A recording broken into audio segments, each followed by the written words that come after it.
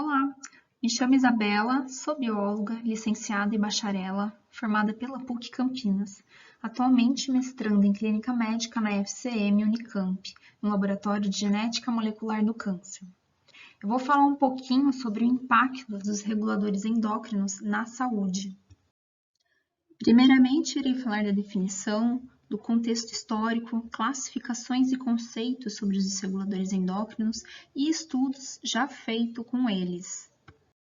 Em 1988, Tel Colburn desenvolveu uma pesquisa sobre o estado do ambiente dos Grandes Lagos em Lansing, e com esse trabalho ela revelou que as principais aves predadoras, peixes e répteis transferiam produtos químicos para sua prole, prejudicando o desenvolvimento e a programação dos órgãos de seus filhotes.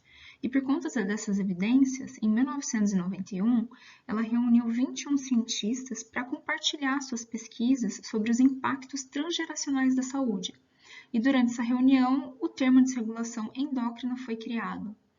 As informações de diversas publicações sobre o resultado de efeitos de baixas doses dos desreguladores endócrinos acabaram sendo popularizadas em seu livro, e o trabalho dela levou à promulgação de novas leis em todo o mundo e redirecionou a pesquisa. E a definição dada por ela é que um desregulador endócrino são substâncias ou uma mistura de substâncias exógenas que alteram uma ou várias funções do sistema endócrino e têm efeitos adversos sobre a saúde num organismo intacto, sua descendência ou subpopulações. E essas alterações feitas pelos desreguladores endócrinos modificam a regulação hormonal, mimetiza a ação dos hormônios, afeta a síntese, a secreção, o transporte, a ligação e a eliminação dos hormônios naturais. Eles mimetizam o próprio hormônio, ou seja, interagem com o receptor específico para desencadear as alterações que seriam provocadas pelo hormônio naquele sítio de atuação e bloqueiam a ação do hormônio ao ocupar os receptores que seriam destinados a ele, impedindo que sua função seja exercida. Então, a ligação dos reguladores a estes receptores resulta na estimulação ou inibição dos mecanismos de transcrição ou pós-transcrição celular. Bom, mas quando começou a preocupação, os estudos com as substâncias químicas? Em 1938, Edward cria um hormônio com atividade estrogênica e batizou de dietilestilbestrol, mais conhecido como DES. Durante 1938 a 71, os médicos norte-americanos prescreviam esse hormônio para as mulheres grávidas para evitar abortos e outros problemas de gravidez, com a teoria de que os abortos e os nascimentos prematuros ocorreriam porque algumas mulheres grávidas não produziam estrogênio suficiente. Só que em 1953, uma pesquisa mostrou que esse hormônio não impediu abortos ou nascimentos prematuros, e foi publicado em 1971 um boletim sobre drogas aconselhando os médicos a parar de prescrever esse hormônio para as mulheres grávidas. O alerta foi baseado em um estudo que identificou o DES como causa de um câncer na vagina raro em crianças e mulheres jovens que haviam sido expostas a ele antes do nascimento, ou seja, no útero. Em 1948, Paul Miller recebeu o Nobel de Química por ter descoberto e aplicado o DDT para combater insetos. E em 1950, dois pesquisadores demonstraram que o DDT induzia problemas reprodutivos em galos e apontaram uma semelhança entre o DDT e o DES. Esse daqui é o estudo deles de 1950. Os filhotes de galos receberam injeções diárias de DDT e após 25 dias de tratamento, os animais experimentais começaram a exibir uma inibição do crescimento da crista e também uma diferença na cor entre os galos controles e os galos tratados com o DDT. As figuras 1 e 2 servem para ilustrar os efeitos após 60 dias de tratamento. O 1 é o galo controle e o 2 é o galo tratado com DDT. As figuras 4 e 5 mostram cortes de lâmina dos testículos de galo após 86 dias de tratamento com DDT. Passado alguns anos, Rachel Carson, essa moça da foto, que era bióloga e pesquisadora, decidiu publicar um livro diante dos testes realizados com DDT perto onde ela vivia. O livro se chama Primavera Silenciosa e foi publicado em 62. O livro é um alerta sobre a má utilização dos pesticidas e inseticidas e seus impactos sobre o meio ambiente e sobre o homem. O foco é o uso do DDT, que foi usado na Segunda Guerra Mundial para matar insetos que atacavam soldados e podiam causar o tifo e também para combater o piolho. Só que o seu uso se estendeu à agropecuária devido ao baixo preço e eficiência. Rachel demonstra que o DDT contribuía para a extinção de algumas espécies de animais e também mostrou que existia uma real possibilidade de correlação de doenças crônicas com a aplicação de DDT. O livro A Primavera Silenciosa deu grande repercussão nos Estados Unidos, resultando em pressão por novas leis com o uso do DDT até a sua retirada para comercialização. Inclusive tem esse filme que se chama A Primavera Silenciosa também, onde ela relata tudo isso, que por sinal é muito bom, eu indico. Aqui eu vou mostrar um vídeo, só um pedacinho de como que era utilizado o DDT. With the possibility of a grave infantile paralysis epidemic, San Antonio health authorities attacked germ carriers on a citywide front. With war-discovered DDT and special sprayers, sections of the city are literally fogged with the insecticide in the fight to stop the spread of polio. Every suspected spot is sprayed.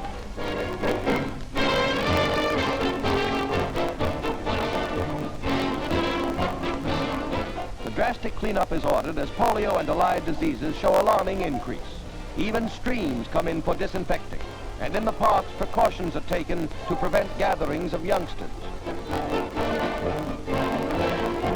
Literally tons of DDT are used on this dread disease that attacks our young.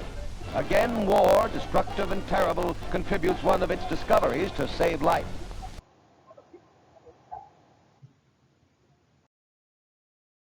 O livro de Rachel foi fundamental para despertar a comunidade científica e o público para a ideia de que os produtos químicos fabricados, usados e descartados poderiam e estavam causando danos ao ecossistema e à saúde humana. Alguns anos depois, o governo dos Estados Unidos criou o Instituto Nacional de Ciência da Saúde Ambiental para estudar como o meio ambiente afeta a saúde humana. Em 1970, a Agência de Proteção Ambiental, EPA, foi criada para implementar regulamentos para proteger a saúde humana e o ambiente. Nessa figura, descreve os principais marcos e estudos seminais na pesquisa dos desreguladores endócrinos. Desde 1991, com a Conferência de Tel Colburn, se estuda os desreguladores. Então, são 29 anos de pesquisa sobre os desreguladores endócrinos. Bom, e pode-se falar em duas variedades de desreguladores endócrinos, os naturais e os sintéticos. Os naturais são substâncias que estão presentes em vários tipos de alimentos, entre eles temos o fitoestrógenos, que apresentam a ação estrogênica no organismo e pode ser encontrado em alimentos. O mais conhecido é a soja. E os desreguladores sintéticos são substâncias que foram criadas em laboratório, sendo capazes de continuar no meio ambiente em diferentes contextos e algumas vezes por tempo indeterminado, como é o caso dos poluentes orgânicos persistentes, ou como mais conhecido, os POPs. Em geral, os fitoestrógenos não ocasionam muitas complicações pelo fato de não conseguirem se ligar fortemente aos receptores hormonais, além de serem facilmente eliminados, não favorecendo um acúmulo nos tecidos. Agora, substâncias sintéticas conseguem permanecer no ambiente, acumulando nos solos e nos sedimentos, podendo se acumular ao longo da cadeia alimentar e, consequentemente, amplifica os efeitos nos animais superiores, que são os que mais apresentam riscos. Então, é possível encontrar essas substâncias em nosso dia a dia porque a via de exposição delas são inúmeras. Na literatura, existe a preocupação dos efeitos a doses baixas de desreguladores endócrinos influenciarem doenças, devido ao sistema endócrino responder em baixas concentrações. Mas a avaliação toxicológica para registro pressupõe que as curvas dose-respostas são sempre monotônicas, ou seja, que existe uma linearidade na relação dose-resposta. Assim, doses mais elevadas teriam um efeito maior do que as doses mais baixas. No entanto, Quanto à ação dos desreguladores endócrinos, em muitos casos, essa relação não é necessariamente observada. Mesmo em concentrações séricas extremamente baixas, eles podem gerar efeito biológico. Além da preocupação a baixas doses, tem a preocupação em relação à janela de exposição, pois existe a possibilidade de acontecer a exposição a essas substâncias desde muito cedo, até mesmo na vida intrauterina, período no qual o risco é mais elevado devido à imaturidade do sistema fisiológico.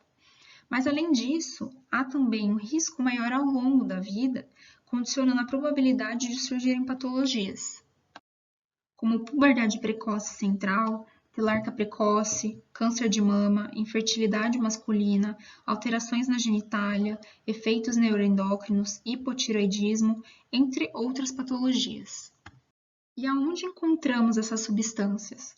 Como falei anteriormente, é possível encontrar elas em diversos lugares, porque são inúmeras as vias de exposição. Estão em produtos domésticos e de higiene pessoal, medicamentos, químicos da indústria, alimentos, metais, fungicidas, herbicidas e pesticidas, e por aí vai. É uma lista muito grande. E quais evidências nós já temos?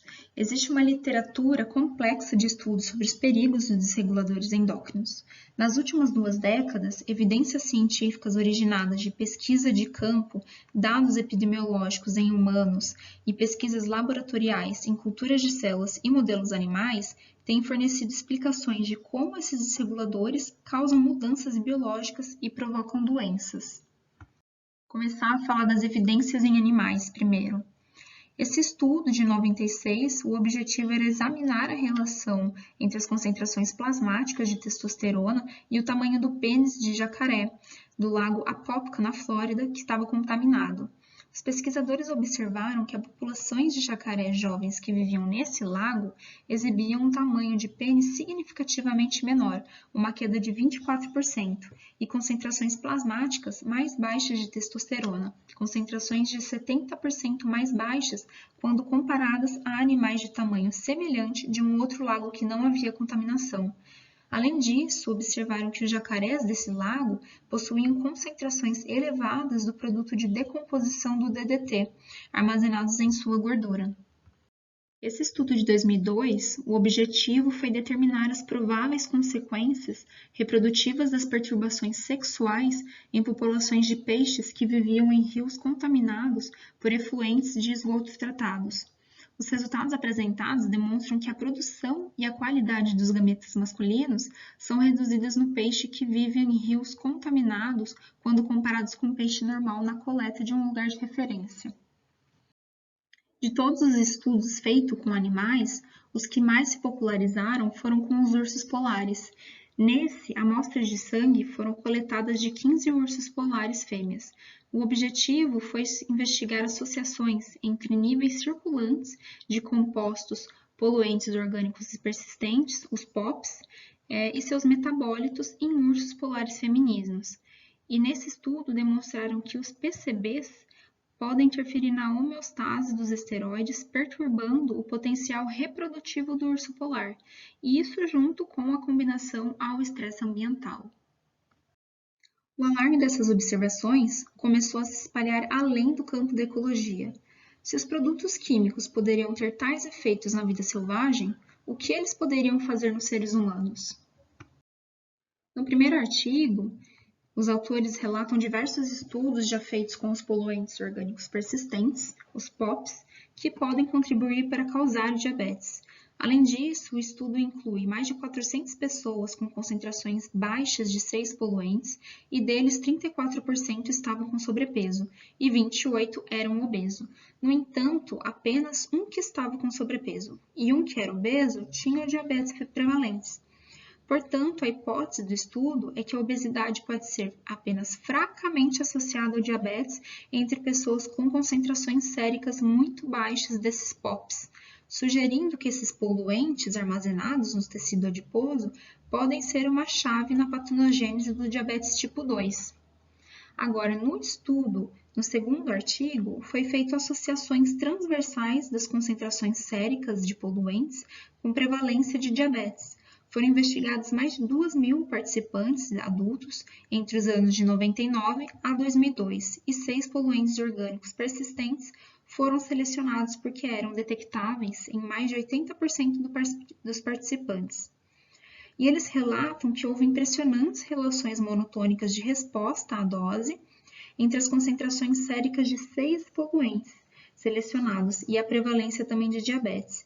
Esses achados transversais, embora não definitivos, foram suficientes para que mais estudos fossem realizados. Um dos reguladores endócrinos mais conhecido e comentado é o bisfenol A. É um monômero de plástico policarbonato produzido em grande volume e utilizado em diversos produtos de consumo, como resina epóxi, PVC, selantes dentários e recibos de papel térmico, mamadeiras, recipientes para armazenamento de alimentos, garrafas, brinquedos, equipamentos eletrônicos, entre outros. E por ter uma utilização doméstica e industrial, o bisfenol é encontrado em diversos lugares. E ele tem uma alta capacidade de migração da embalagem para o alimento preservado. Então, isso facilita uma contaminação direta por ingestão de alimentos. E isso tem se debatido muito, principalmente sobre os possíveis efeitos desse composto na saúde humana.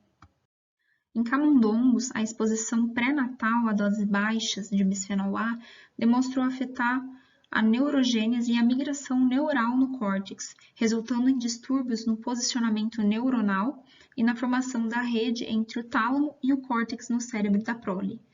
No cerebelo, a regulação do nível do fator de transcrição PAX6 é fundamental para o desenvolvimento correto dos neurônios granulares.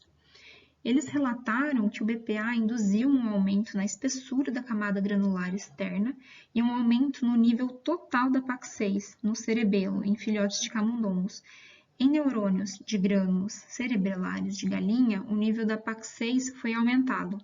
Esses achados indicam que o BPA pode afetar os neurônios granulares no cerebelo em desenvolvimento e, assim, perturbar o desenvolvimento correto do cerebelo. Os estudos que associaram o BPA a problemas neurológicos, principalmente nos primeiros anos de vida, foram fundamentais para a medida da Agência Nacional de Vigilância Sanitária, a Anvisa, que em 2012 proibiu a fabricação e venda de mamadeiras de plásticos que tinham BPA. A medida entrou em vigor a partir de janeiro de 2012. E o principal argumento da instituição é que os estudos realizados com os animais mostraram que o BPA pode causar problemas neurológicos, sobretudo em crianças expostas a substâncias químicas nos primeiros anos de vida. Bom, os estudos em vivo e in vitro, inicialmente, focavam em seus efeitos estrogênicos, antiestrogênicos ou antiandrogênicos na vida selvagem, nos animais experimentais e em humanos. Mas seus efeitos na sinalização da tireoide também receberam atenção. Os hormônios da tireoide, T4 e T3, são essenciais para regular o crescimento e a diferenciação de muitos tecidos e órgãos, bem como a homeostase energética e as principais vias metabólicas. Os hormônios tireoidianos desempenham um papel importante no desenvolvimento perinatal do sistema nervoso central. Isso significa que a ruptura do eixo hipotálamo-hipófise da tireoide pode causar comprometimento grave, principalmente na maturação cerebral, resultando em efeitos neurológicos. O eixo hipotálamo-hipófise da tireoide é bastante complexo, e os produtos químicos que causam desregulação da tireoide podem atingir a cascata endócrina em vários níveis, incluindo o da síntese de hormônios tireoidianos pela glândula tireoide e sua regulação por hormônios hipotalâmicos hipofisários, o catabolismo e a liberação de hormônios tireoidianos circulantes por fígados e rins, a ligação ao transporte de proteínas na circulação, a captação celular de hormônios tireoidianos, o metabolismo periférico da ativação e inativação de hormônios tireoidianos pela iodotironina, desiodinases, a atividade transcricional dos receptores dos hormônios tireoidianos e a expressão de genes regulados pelos hormônios. Então, os desreguladores endócrinos da tireoide são uma grande preocupação para as questões de saúde pública. E existe uma variedade de desreguladores tiroidianos que atingem em vários mecanismos. Esses incluem os fitalatos, nitratos, perfluorados, bisfenol A, isoflavonas, pesticidas, retardantes de chama e muitos outros. Um resumo dos efeitos potenciais dessas substâncias é mostrado nessa figura. O perclorato, o tiocianato e o nitrato, eles são inibidores competitivos do sódio e iodo, NIS, em doses farmacológicas. Quando presentes em concentrações suficientemente altas, essas substâncias diminuem o transporte ativo do iodo para a tireoide e assim diminuem a síntese do hormônio tiroidiano. Eles também poderiam inibir potencialmente a captação de iodo mediada pelo NIS no leite materno, diminuindo assim a quantidade de iodo na dieta disponível para a criança. Muitos compostos, incluindo os bifenilos pluriclorados, os PCBs, e os PBDE, o bisfenol A e o triclosan, podem ter ações diretas sobre o receptor do hormônio na tireoide, mas esses efeitos são complexos e ainda não são tão bem compreendidos. As isoflavonas inibem o iodo e a atividade do TPO, inibindo assim a formação de hormônios tireoidianos e, portanto, podem causar bócio e hipotireoidismo se ingeridas em níveis elevados, principalmente em indivíduos com a deficiência de iodo. E as principais fontes alimentares de isoflavonas são produtos de soja, ervilha, feijões, nozes, grãos, cafés e chás. Os pesticidas organoclorados e as dioxinas podem diminuir a meia-vida do T4 no soro através da ativação das enzimas hepáticas, o que pode resultar em bócio ou em hipotireoidismo em indivíduos incapazes de manter um nível aumentado de produção de T4. Em relação ao bisfenol A, estudos demonstraram que tanto in vitro quanto em vivo, o BPA afeta a ligação do T3 ao seu receptor, atuando como um antagonista, intervindo no feedback negativo dos hormônios tiroidianos na hipófise. Além disso, foi analisado que o BPA tem capacidade de interferir com a atividade de transcrição, demonstrando que interfere no nível de transcrição nuclear, especialmente para os genes associados ao T3. O BPA foi testado em diferentes linhagens celulares de resposta aos hormônios tiroidianos e foi mostrado que interferiu na expressão de genes envolvidos com os hormônios tiroidianos, afetando a síntese, a atividade de células tiroidianas e a regulação transcricional da tireoide. Diante disso, pode-se considerar que o BPA pode influenciar na função tireoidiana, mesmo em doses baixas. E quais são as recomendações para minimizar a exposição aos desreguladores endócrinos?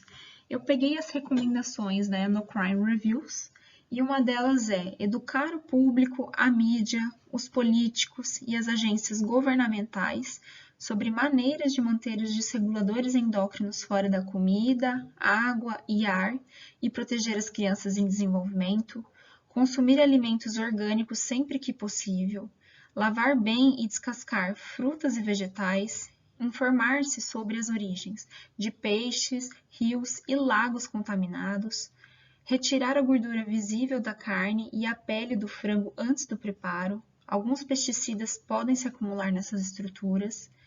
Evitar o uso de pesticidas no ambiente doméstico, escolar e em creches. Substituir recipientes de plásticos utilizados no preparo e armazenamento de alimentos por potes de vidro. Não aquecer alimentos em recipientes de plásticos no micro-ondas. O calor potencializa a transferência de substâncias químicas para os alimentos. Meu agradecimento vai para a equipe da comissão organizadora da primeira jornada GEMOC Online. Muito obrigada pelo convite. Espero que tenha gostado da palestra e muito obrigada por estar aqui. Para qualquer dúvida, deixei meu contato, fico à disposição.